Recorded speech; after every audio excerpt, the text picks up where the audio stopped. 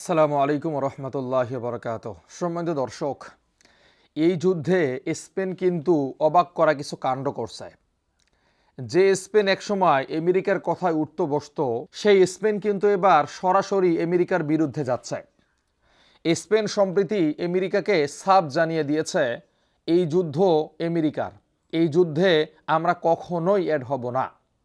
Spain আরও জানিয়েছে, এই যুদ্ধে আমাদের আকাশসীমা আমরা আমেরিকাকে ব্যবহার করতে দিব না, আমাদের দেশের কোনো সামরিক ঘাঁটি ব্যবহার করতে দিব না।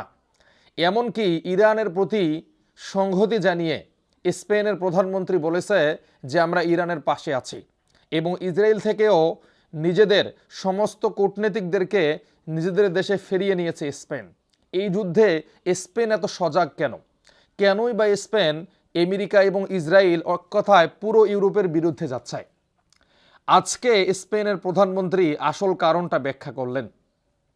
তিনি যখন জাতির উদ্দেশ্যে ভাষণ দিচ্ছিলেন তখন তিনি ক্লিয়ার করলেন। তিনি বলছেন, আজ থেকে কয়েক বছর আগে আমেরিকা ইরাকে হামলা করেছিল।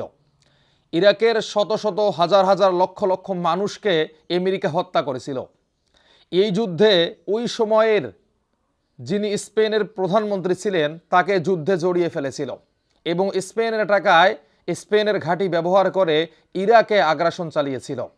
এক পর্যায়ে যখন সাদ্দাম হোসেনকে ফাঁসি দেওয়া হয় এবং সেই দেশে কোনো পারমাণবিক বোমা পাওয়া যায় না, তখন স্পেনের মানুষের মনে ক্ষোভ জাগে।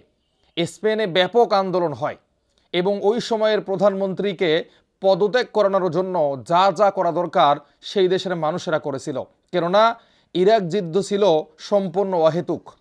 আমেরিকা শুধুমাত্র গায়ের জোরে সাদ্দাম হোসেনকে হত্যা করেছিল এবং ইরাকের মানুষকে জাহান্নামের দিকে ঠেলে দিয়েছিল। না ছিল ইরাকের কাছে পারমাণবিক বোমা, না ছিল শক্তিশালী কোনো মিসাইল। এক কথায় আমেরিকা গায়ের জোরে পুরো ইরাককে ধ্বংস করে দিয়েছিল।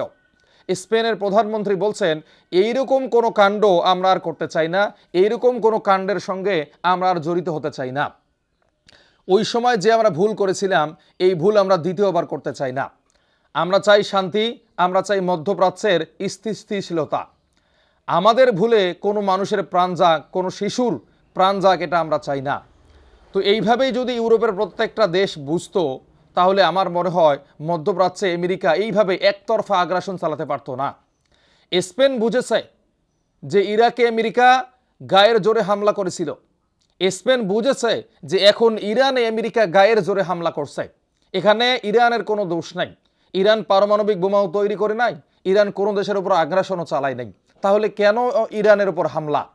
তো স্পেনের প্রধানমন্ত্রীকে আমি ধন্যবাদ জানাই। আমি একটা কথা বারবার বলি, ইয়ং জেনারেশন যারা বর্তমান ক্ষমতায় আছে তাদের মাথার মধ্যে কিছু আছে। এই ট্রাম্পের মতো যারা কুকুরের জন্মা বেজন্মা, তাদের মাথায় আসলে কিছু নাই। এই বুড়াদেরকে সরাতে হবে ক্ষমতা থেকে, ইয়ংদেরকে ক্ষমতায় আনতে হবে। এই যে নেপালে যেমন ছাত্র আন্দোলনের ফলে সরকার যখন পালিয়ে গেছে, সেখানে কিন্তু ৩৫ বছরের একজন যুবক নেপালের প্রধানমন্ত্রী হয়েছে। এরা কিন্তু দেশ এবং জাতির জন্য কাজ করতে পারবে। তো সম্মানিত দর্শক, স্পেনের প্রধানমন্ত্রী যা সিদ্ধান্ত নিয়েছে একেবারে আমার মন মতো হয়েছে। পুরো বিশ্বের মানুষের যেন সে চোখ খুলে দিয়েছে।